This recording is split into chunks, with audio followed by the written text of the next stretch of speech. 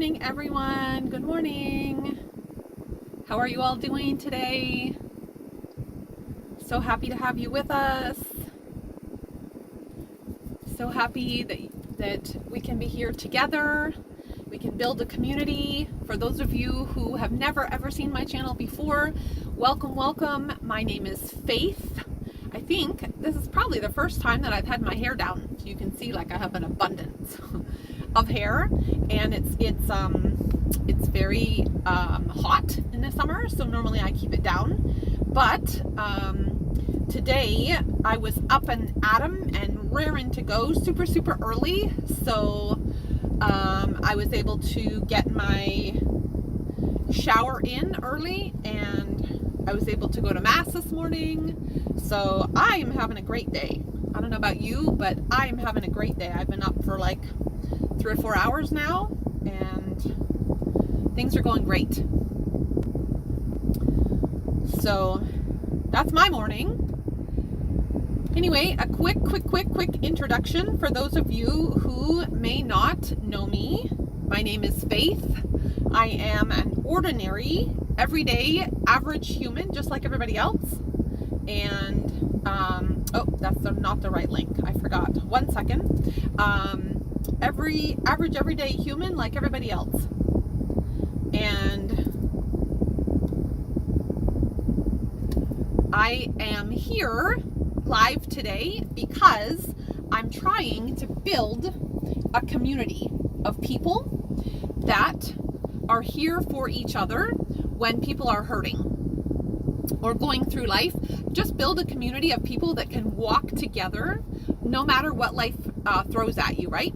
Because life is tough, and a lot of times we are alone in the toughness, alone in the hurts and the pains that we walk through, and we don't really have anyone that we trust to share them with. And maybe people that are close to us wouldn't really understand. So here we can build a community, a safe place where you can come however you are in the moment. You know, some days we're having really hard days, and some days we're having really great days, and we can just all be here together and we can support each other. That's the whole point here, to be supportive and caring and make those connections so that nobody has to walk alone. That's my heart. I have gone through so much. Everything you can think of, pretty much, I have faced it. I have faced abuse growing up, different kinds of abuse, and had to deal with that. I have faced homelessness. I have faced health issues. I have faced the loss of a child. So yeah, I know what it is. I have not had what anyone would look at and be like, wow, she's had the fairy tale, right? So no Prince Charming has come and swept me off my feet and carried me off into the sunset to live happily ever after. But you know what? The more and more that I live, the more I am finding out that that is not the goal.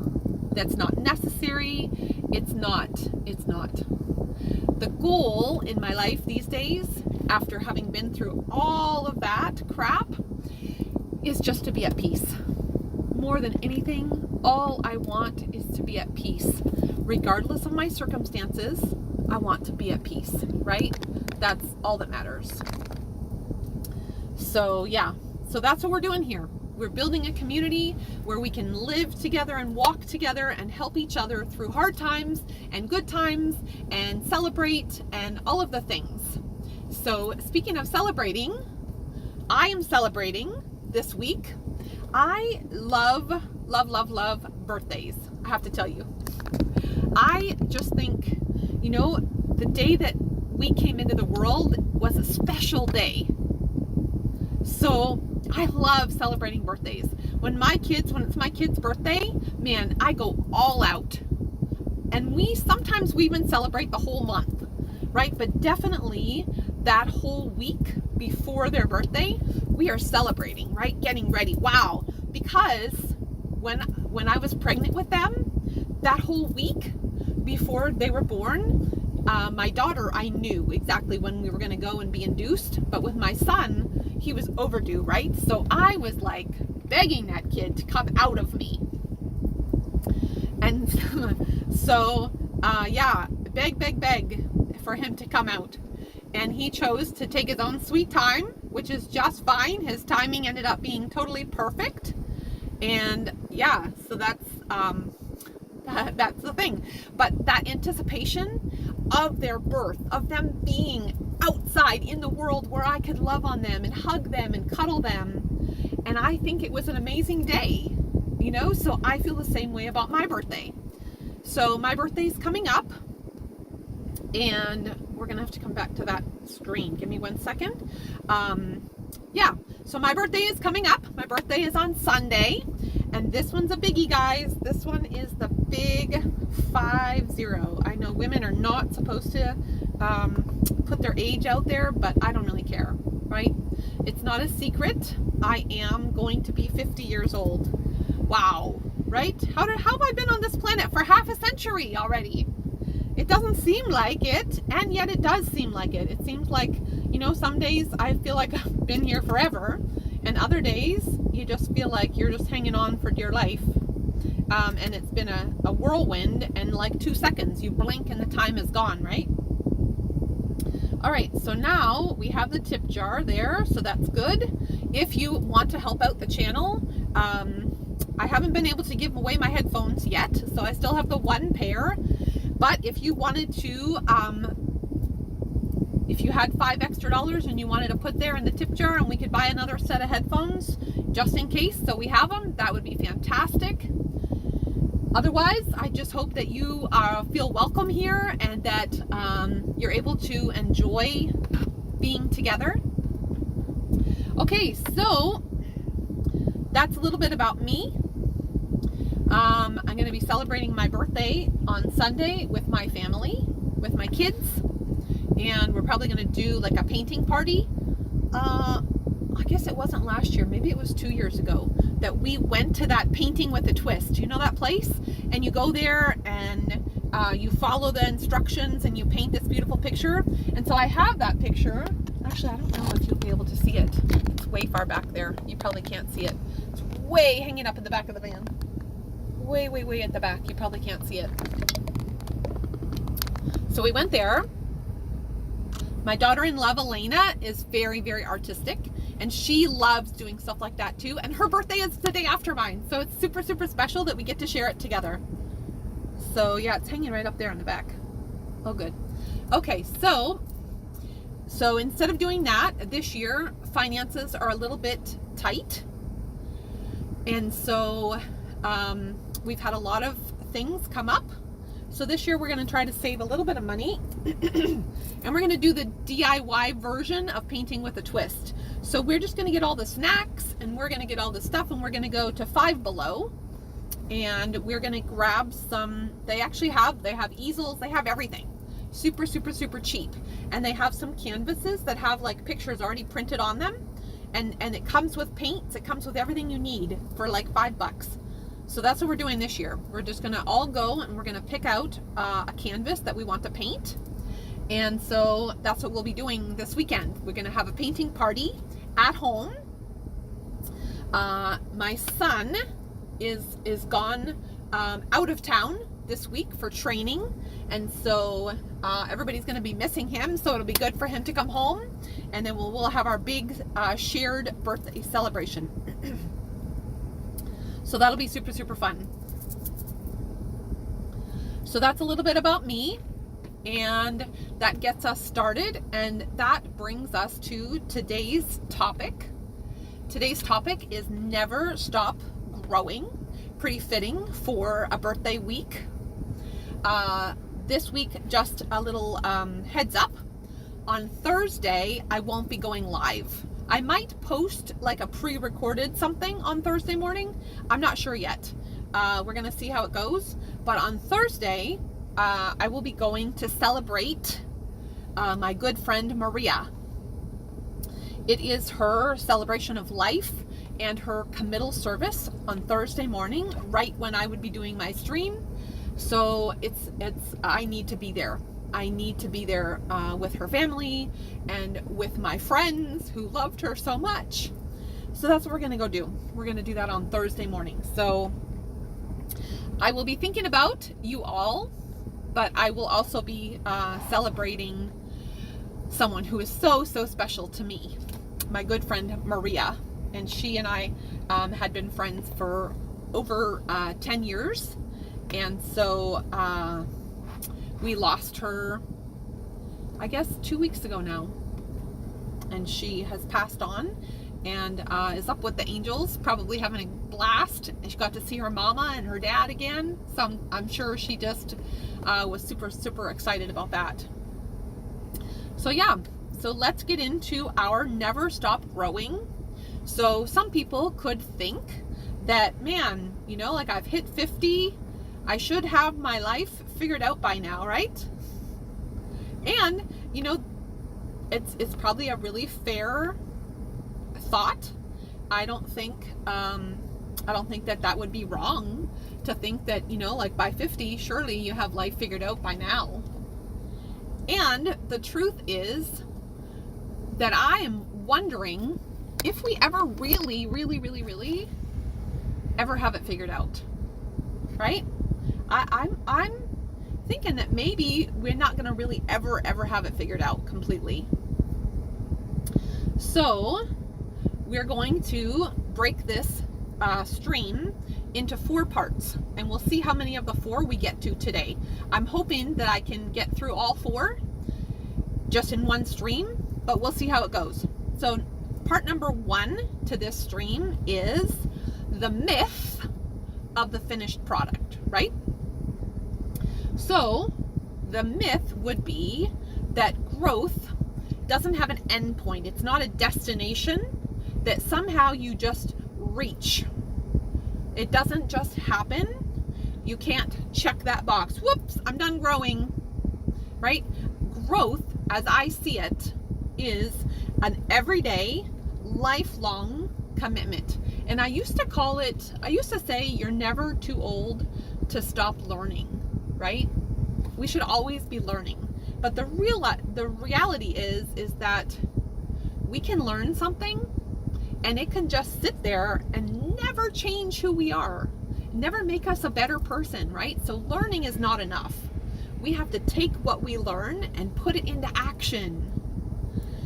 So a lot of people, and I was one for sure, like as a kid growing up, there were times that were so hard. And it's probably really typical for kids, especially, to be like, oh man, if I could just, right? If I could just get out of this house, if I could just have my own place, if I could just have my own car, if I could just have a job and have money to pay the bills and do whatever I want, right? And so we have that marker or goal that we're aiming for. Unfortunately though, we get there and the marker moves. It's a moving target. Dr. John Deloney, who I love, he has the Dr. John Deloney show on YouTube. He is amazing, but he talks about that all the time, the reality of a moving target. So we can never just like take that deep breath and be like, wow, I made it. We definitely can have goals that we reach and we check that box and be like, wow, that's awesome. Right? So I didn't ever think that I was going to finish my degree, actually, because I started university and I was doing a degree in American Sign Language and Christian education. And when I was in university, I met my first husband, my son's father, and got married. And I thought, whoa, I have reached it now, baby. You know, like my whole desire growing up was to be a mom. I was like, and a wife. And I was like, wow, you know, I have attained it now. So I don't even need to finish university, right? Pretty stupid. It was a really flawed idea that I had. So had completed 3 of my 4 years of university, and I checked off that box. Woohoo, I'm married. I can drop out. Life is going to be good. And life wasn't good, you know? I soon found out that my husband was, when he took off that courting suit and hung it up, underneath that suit, the reality of married life to him looked a lot like being thrown up against a wall or being backhanded if I did something that he didn't like. There were lots of times where I had broken ribs and black eyes that I had to laugh away to his family and make jokes about. So yeah, the picture did not turn out like I thought it would at all. So fast forward 2 years and I found myself pregnant with my son, and in a really, really, really bad place, to be honest with you. The abuse was bad, and that man decided at that point with my pregnancy that he had had enough, and the stress of being married to me was too much. And so he basically said, you know what, I don't want to do this anymore, and I'm going to stay here in the apartment, and I want you to leave. Okay, so now I'm 4 months pregnant, and because I had come here from Canada, my home country, to go to school, I was here on a student visa that had expired because I dropped out of school. And so the whole idea had been, the assurance that I received was, oh yeah, no problem. I'll just file. Once we're married, I will file, and you can become a citizen of the United States as my wife. And then I found out that the idea of getting me my green card so I could go to work was not going to happen, because that would mean that I would have freedom, right? And he would lose control. So he liked me staying at home and doing whatever he wanted me to do. And so he wasn't going to give me that freedom to go outside the house and work and do all those things. So I found myself pregnant, stuck at home, doing nothing, very, very depressed. Yeah, it was a really tough situation. So then when he just decided, like, I've had enough, I'm out, I want you to leave. How am I supposed to do that exactly, right? Like, all of my stuff, I've already moved from Canada, and I have all this stuff, and I don't have an ability to support myself. I'm 4 months pregnant, right? So I called my parents at 25 years old and said, I'm really sorry. I've totally messed up my life. Kind of like the prodigal son, actually. I got to come home. Will you let me come home? So that's what we did. My dad and my mom graciously, lovingly said, of course you can come home. We're going to buy you a plane ticket, and you find a ride to the airport, and we will meet you when you land in Florida. I was in Wyoming at the time. And so, yeah, they came and they picked me up at the airport, and I was in pretty bad shape. I was way, way, way, way under what would have been a typical safe pregnancy weight. So yeah, so that was that first marriage, that first part of what I thought was going to be like a big check in my life, and totally was not. So then you find yourself in those positions and you go, oh man, I totally messed that one up. Now what? Right? Now what? So it takes a lot of humility to try and sit there, right? And realize that, man, I gotta do something totally different here.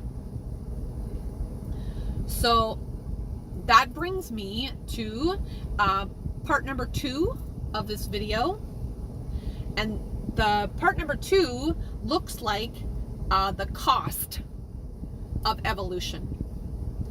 So the point here for this part is that real growth always requires a physical or an emotional change. You can't be in an old cramped blueprint and then be something new. You can't step into a new season if you're trying to still force yourself into that old part of your life. It doesn't work like that. Again, Dr. John Deloney, who I love, says that even that happens in relationships, in marriage, at work.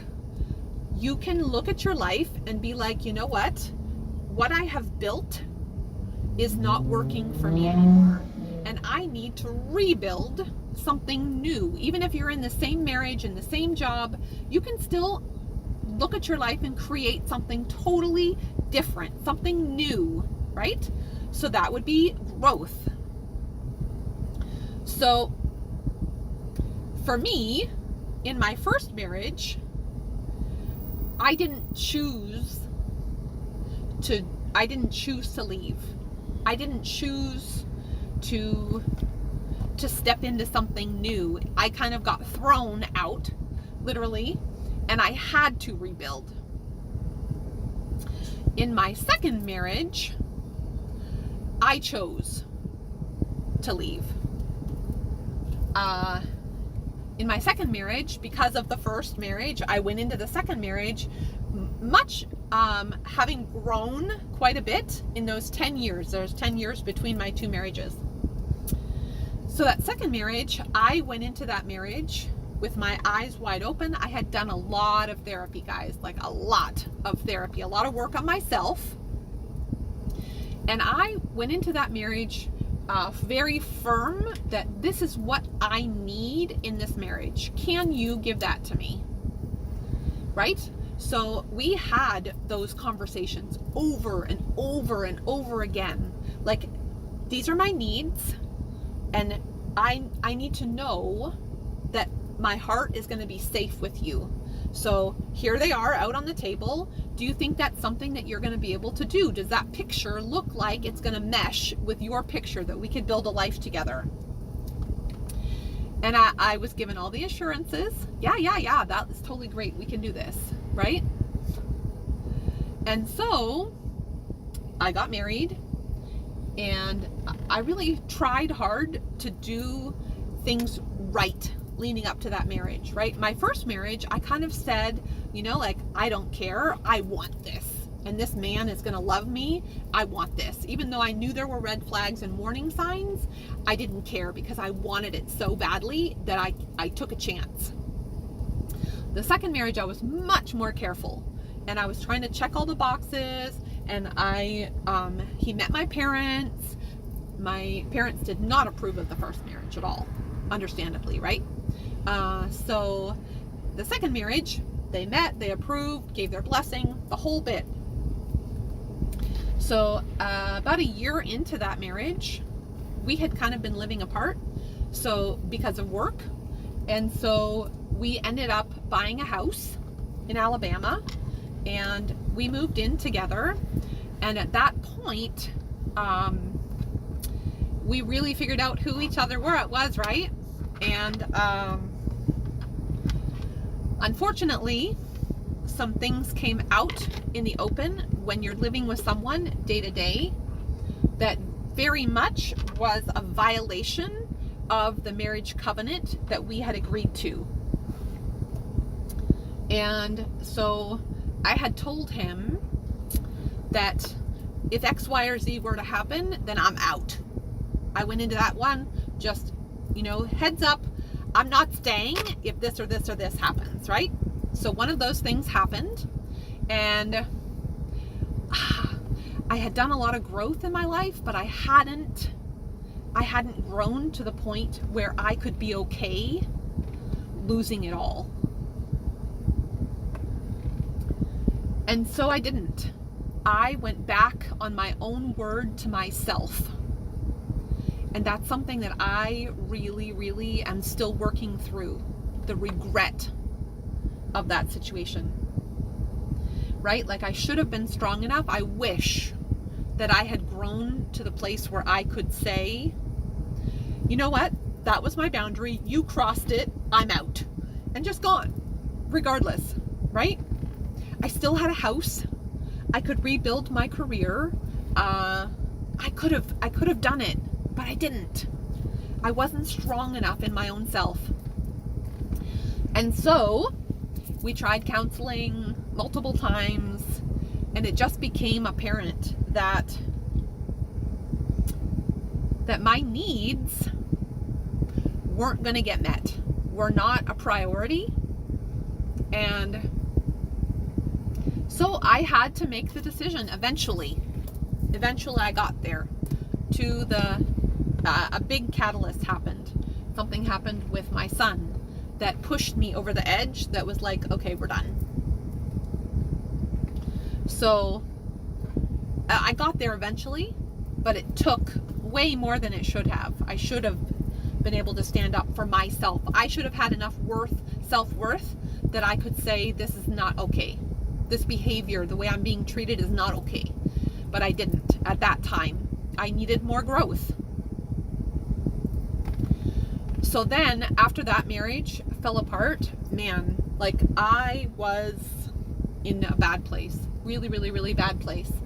When I tell you that I understand where people are at, I really understand. That having that marriage fail was like a huge failure to me. And I really, really was just reeling. And so, like at the point of standing in front of my microwave and holding on to the microwave handle and setting the timer on the microwave for 1 minute, because I had a plan, right? Like it would have been so easy for me to go out to the car, and I had the whole thing, the hose, all of it, right? I was going to attach the hose to the exhaust, pump it back in through the window. Like I was ready to end it all at that point. And I had 2 children. But the pain was so unbearable. I did not know how I was going to even breathe through that pain for another minute. And so literally I was at that point that I was holding on to the microwave, watching the seconds count down just so that I was not out in my car.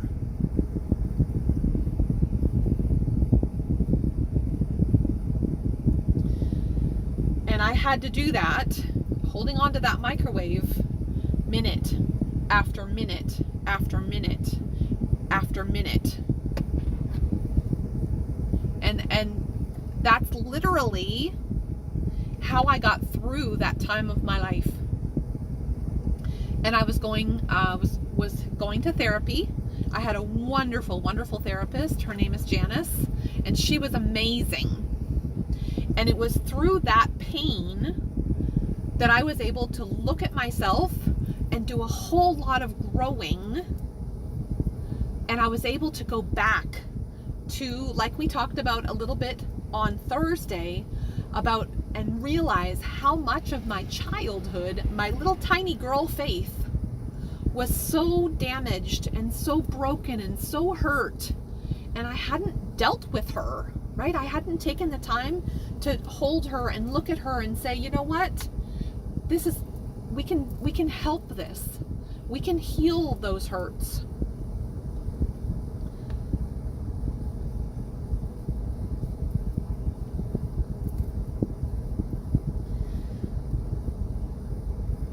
So that time during my second marriage ending and going through the divorce,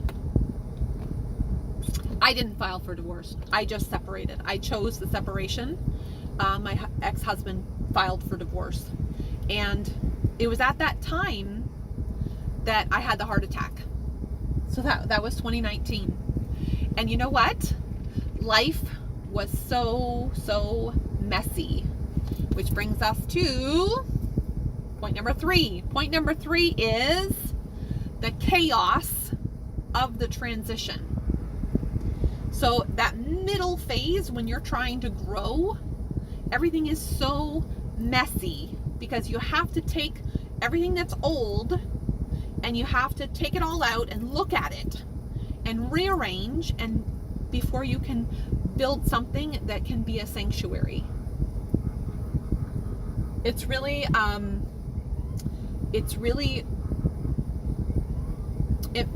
a great time to be talking about this with y'all. I posted a short on Friday where I was at my dad's house because with my most recent relationship ending, I had this whole van set up to be a couple's place, right? Before I was in that relationship, it was set up very much to just be my space. And so we had grown and changed and made a huge bed like I talked about.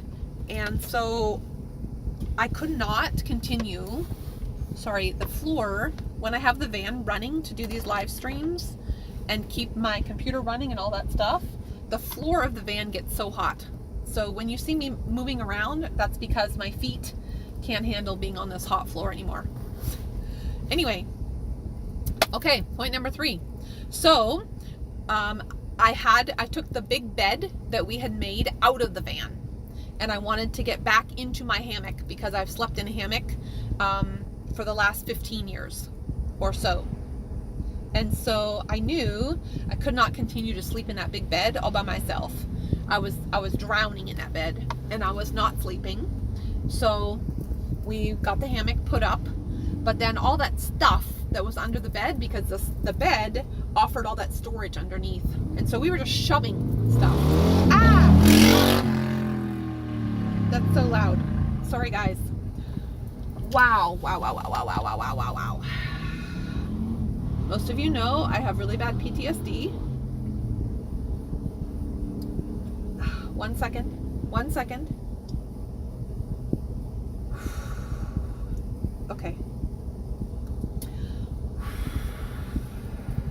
Okay.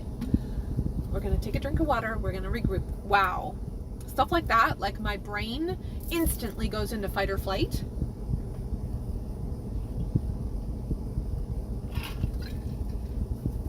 And I instantly feel that panic. Like, oh my gosh, I'm gonna die here.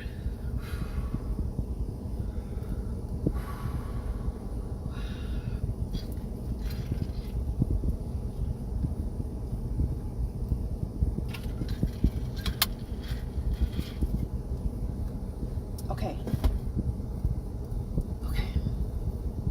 It's okay. My brain, intellectually, I always know it's okay, but I haven't found the way yet to keep my body calm in those situations. Like, I'm sure, like fire trucks are another example. This place that I'm at right now is not great for fire trucks. There's a fire department right down the street.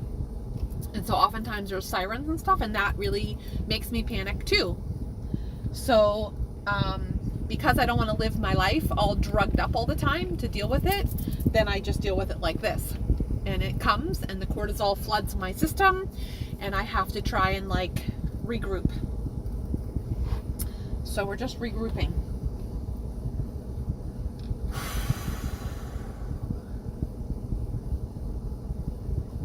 Okay, so we are finding peace in the chaos. Right? Okay, so when the whole bed came out and all that stuff was underneath the bed, like it felt just like that, panic inducing. It felt chaos, chaotic. I didn't even know like where to start. So I had like 2 or 3 days where I kind of was just stuck for a minute. And I didn't really know what to do. I had tried kind of just moving piles around to see if I could come up with an idea that would make it all kind of just fall into place. The problem is that there was just so much, right? It was so overwhelming to deal with. So the only thing that I could do in that moment that I could think of was to get everything out. And that, how cool is that? Like, that is a really great way to deal with stuff. When you're in this chaos of transition, sometimes you have to get it out. So maybe that getting it out means that you just need to talk to somebody, right? Maybe you need a therapist or a friend that you can just get it all out and you're not like stuffing stuff internally. Maybe it is something physical that you can do that will change the environment to get rid of the chaos that's happening inside. That external piece will help give you the peace that you're looking for internally.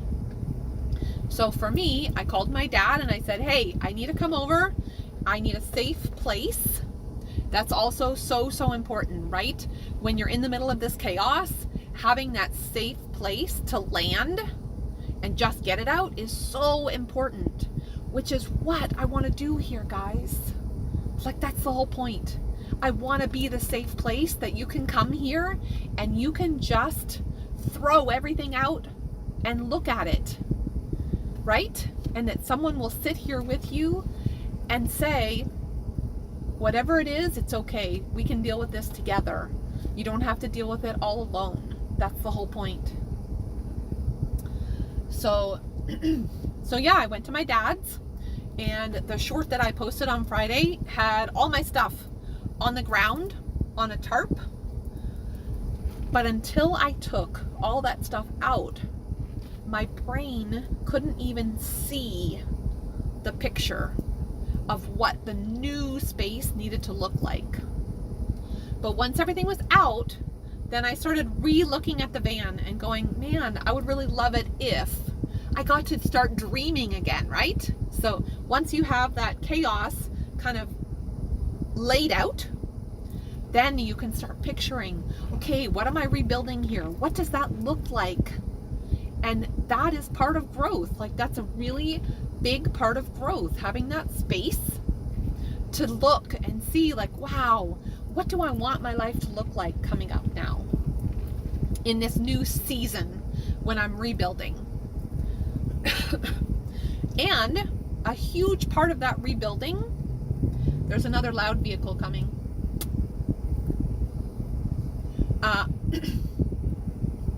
So I had to have my dad, he got his tractor and his cart that goes behind his tractor, and we had to make 2 trips to his dumpster. Not just 1, 2. I had to keep going back to that dumpster. He's like, is that everything? I'm like, well, no, I'm finding more stuff, right? So getting it out and looking at stuff and putting it out there and be like, does this serve me right now? Is this good for me to have in my life right now? And so 2 dumpster loads later, the van started to take shape and started to be a place where I could sit there and I could feel good in the place, in the space.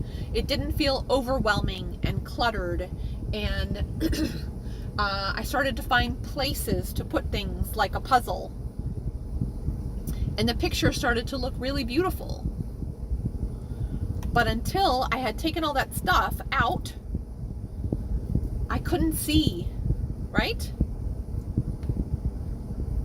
So then that brings us to part number 4. Man, we are just flying through this today. Part number 4 is reclaiming your sovereignty, building your nest, right? And that is not something you do just once. It's something you do over and over and over and over again in life. Maybe it's just one little tiny piece of your life. Maybe it's a something at work that you're reclaiming your sovereignty there, right? So this idea is that true growth culminates, finishes, gets to fruition when you take all the raw materials that you have and you reshape them with your own hands. You don't let anybody else do that. This is work that you do. Nobody else does that. You do the work to protect your peace, your worth, and your relationships around you will also be affected by this. And that's exactly what I did the other day.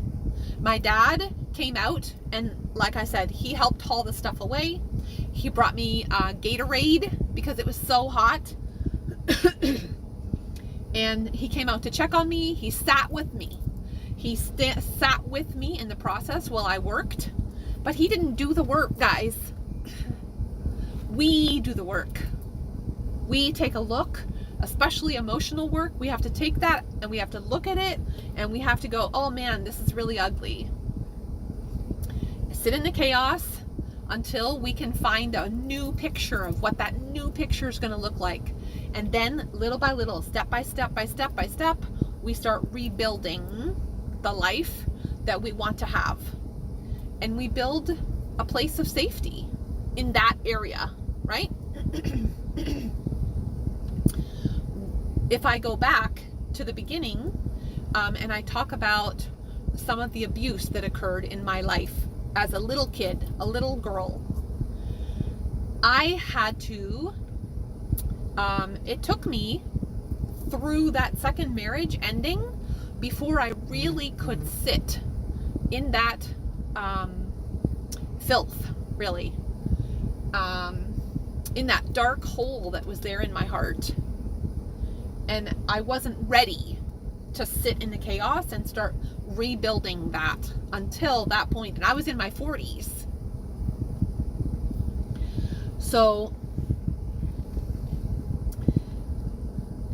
yeah, it takes a lot of courage and strength to look at things and start to rebuild. But once you get to that point, right? The struggle to get there is always gonna be worth it. It's gonna be scary. It's gonna be scary as heck. But it's gonna be worth it on the other side. It is, I promise. And we also have to think about, I mentioned in my second marriage, when I was standing there holding on to the microwave for dear life, you might think that I went to therapy and I checked off that box. But the problem is that I made progress, but then I had my heart attack and life threw another monkey wrench, another curveball. And that gave me, up to that point, I had always had perfect health. And my health was kind of a source of pride in my life. You know, like, man, like I'm invincible. No, you're so not. And so that, you know, basically wrecked me, having that heart attack and having those 2 years in and out of the hospital and like not being able to breathe and not be, you know, able to live my life and be the mom that I wanted to be, and having my daughter go live with her dad and feeling like a failure in so many areas. Even though I had no control, like my body was just doing its own thing. I was doing everything I was supposed to do. I was taking all these meds, like 13 different medications. I was lining up and taking them. I was being physical. I was walking. I was trying to like go to physical therapy. I was doing what everybody said, oh, this is what you should do. And it wasn't working, guys. It wasn't enough. It wasn't until I like threw my hands up and be like, okay, we got to do something different here. What's that going to look like? Again, looking at the picture that was my life and going, man, this is not working for me. I need to build something different. And that's when I reached out to Heather for nutrition help, actually, at first, because she's a nurse. And so we started meeting just to talk about nutrition and how I could eat better for my heart, to give my body the best chance it could have to rebuild things. And during that reaching out period, that's when then she introduced me to A Course in Miracles. And you know, that's the thing that I have found most and that I hold on to now today, is that when things get messy, and things feel like they are totally falling apart, that's exactly the point. That's the most exciting part in the whole process, because at that point, we have an opportunity to build something totally amazing. But it only comes through brokenness. It only comes through brokenness. And that's what gives me hope right now. When I'm going through this loss, I'm going through the loss of a relationship. I'm going through the loss of my friend Maria. Things are tough in regards to my daughter right now. We're going through a huge transition, and I'm trying to get us housing up in another area so that she can continue on with her education where she wants to go, where she is scheduled with her dad, because she is not living with her dad right now. And so, like, I've got lots of transitions, but this time it doesn't look so scary. Yeah, it can be scary, sure, because I don't know what's going to happen, but I know that it's going to be okay, because that brokenness and the falling apart always, if you're willing, always leads to something better, a better version of you, right? So this is what, like, I'm 50 years old on Sunday. This is probably faith 10.0. I don't know. Like, there's so much that I've had to reshape and grow and become a different person. I like to think that I've become better and better and better and better. I'm a fine wine that just gets better with age, but who knows, right? Not everyone shares that opinion of me, and that's okay. So yeah, so that is where we're at this point. Have I come to a place of perfect peace? No, I haven't. Am I okay? And my heart is totally healed from the losses that I've experienced recently? No. I'm not okay. I'm not okay. I have moments of pain and grief and tears streaming down my face. And that's okay. That's okay. Because in those moments, I still know that I'm moving in the right direction. There's a good plan for my life and for my future. And I have learned so much about myself, guys, and been able to look at myself and find value in who I am as a person that doesn't rely on anyone else saying I'm cool, I'm great, I'm anything. I know who I am at the core. And like Dr. John Deloney says, I can look at myself in the mirror and go, man, Faith, you're doing something good here. You are doing something good here. So that is major. That's massive. That's a huge gift that's come out of the brokenness. But we have to be willing to grow, willing to change. Being stagnant and rigid, like those stagnant pools of water that have no flow and no thing happening, those start to stink after a while, right? If we are not constantly like doing the work and cleansing ourselves and having a shower even, right? We start to stink, because that's just how life is. Things decay and break down if they're not taken care of and protected, and it's just the way it is. It's just the way it is.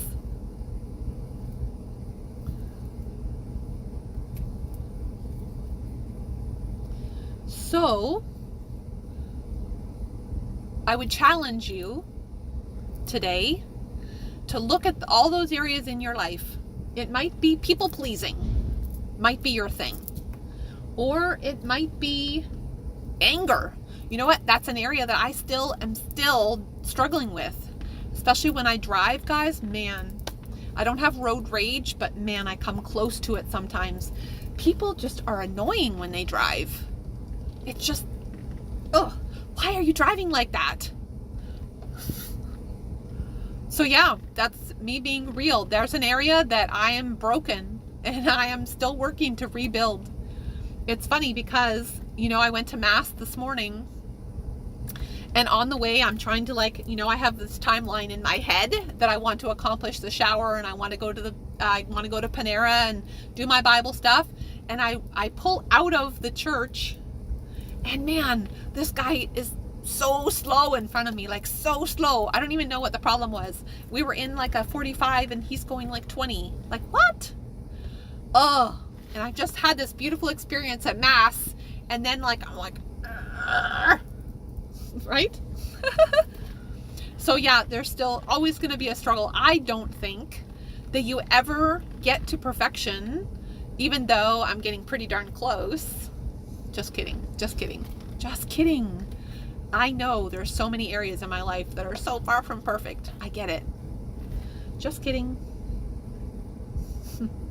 So I think that there's something to that, staying open and being able and willing to know that, hey, we're never going to be the whole package, right? We're just never going to be that.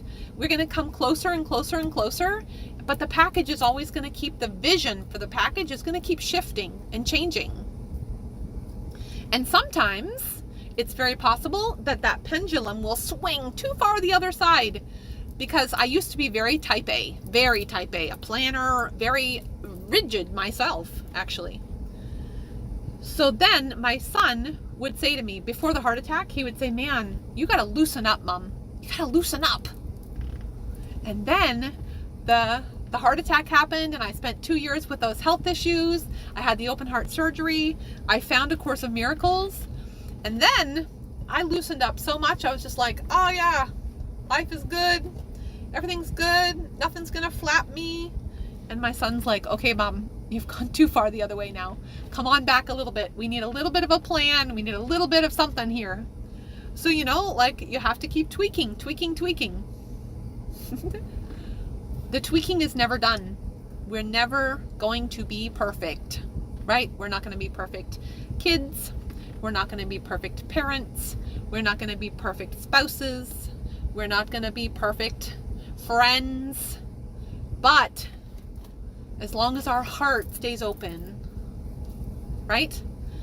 Then we can always have room for growth, to be a little bit better today than we were yesterday.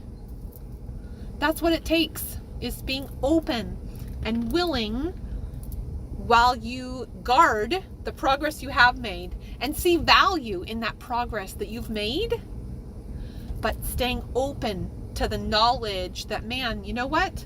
I've made some great progress here. And I'm sure there's areas that I still need to make a lot of progress. So I have been able to reclaim this space. I love how it looks. There's like a little couch now, and once it's cooler, not right now because it's way hot to sit back there right now, but man, am I looking forward to just the joy that it brings me to know that that couch is back there, and I'm going to just be able to lay back once it's cooler outside. I'm going to be able to sit back there and just veg and chill and watch movies, and I can have people over and they'll have a place to sit. It's going to be awesome. Awesome. So I am so excited for this part of my life. I am still hurting. I still miss my partner every day. I miss him many moments throughout the day. I long for him. And I miss Maria. I miss being able to just send her a text and have her send me, a text back, and know that she's thinking about me and I'm thinking about her, and I miss that desperately. And I'm building something beautiful, and I'm going to stay open to other people in my life and meeting new people and creating new friendships and new relationships and being open. So that's where I'm at today. We've made it through all 4 points. Imagine that. This is really amazing. What a great day this is. So yeah, so I don't know if you've made it this far and you're watching the replay, but I'm having a really great day, and I hope that you are too. I hope that something that I've said today can be a little bit helpful for you. Oh, another big truck. Oof. So yeah, I hope that something I said is helpful. I would love it, love it, love it if you find any kind of value here, if you would take a second and you would subscribe to the channel. Little subscribe bell, and then hit the bell that says all notifications. Then you'll know when I'm going live or when I post a short. That would be awesome. And so my device is overheating, so that means I need to get off quick before it pauses. I'm gonna put it, I don't know if I can put it. We'll just leave it there. Okay, so anyway, quick. Let's, yep, the overheating.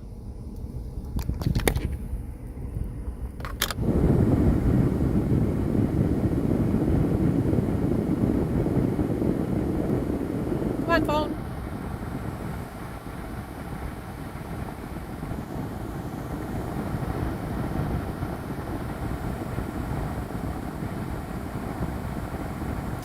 Come on, phone. Come on.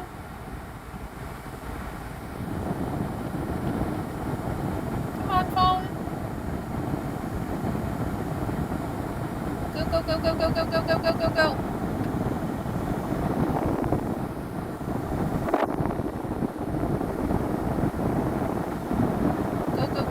We're trying to get this phone to like stop overheating.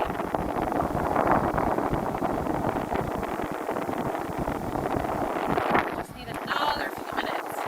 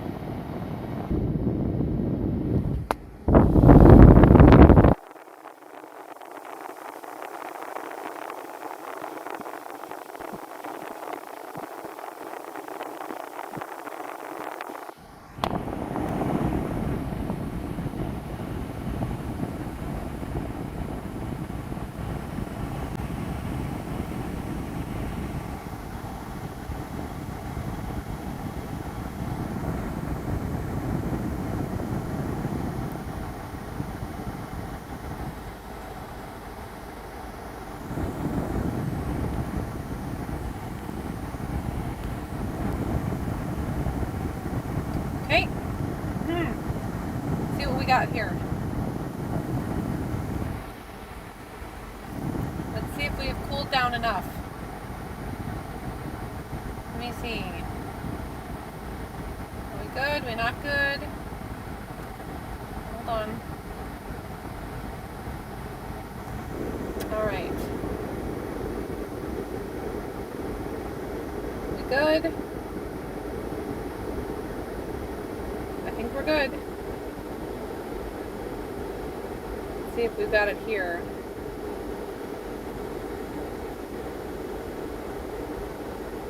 It says it's okay here. Put this back up here. And we're going to see if we can get this live stream ended here. Let's see. Spin. All right, so that's that for me today. Before my phone overheats again, we're going to sign off, and I'm going to send you all the love in the world, and I really hope that as I said, something that I have said today will be valuable to you and be helpful to you. And thank you so much for being with me today for the hour. And just a reminder again that no stream on Thursday. I might just post something. No stream on Thursday. So I'm going to be at the funeral for Maria, and I will come back and be back with you next week on Tuesday. So again, if you want to reach out to me, if you need anything and you need someone to talk to, please, please, please feel free to reach out. My email address is exactly the name of the channel, all lowercase at Gmail. So Caring Connections with Faith, all lowercase at Gmail. If you need anything, if I can be helpful in any way in your life, please, please, please don't hesitate to reach out. That's what I'm here for. It means the world to me to be able to be helpful to those around me. So please let me reach out to me if I can be helpful to you. Okay? That would be awesome to hear from you. And if there's anything that you like about the channel, you don't like about the channel, etc., etc., etc., that would be great if you would share that maybe in the comments. Say hi, let me know that you're watching, or that you have watched. And until next Tuesday, please take good care of yourself. When you see me next, I will be older. I'll be officially 50 years old, right? Life is going on. So, yep, that's me. And that's what's happening in my neck of the woods. Feel free to drop a comment and let me know what's happening in your neck of the woods. And I'm sending you lots and lots and lots of love. Until next Tuesday, take good care of yourself. And I will talk to you again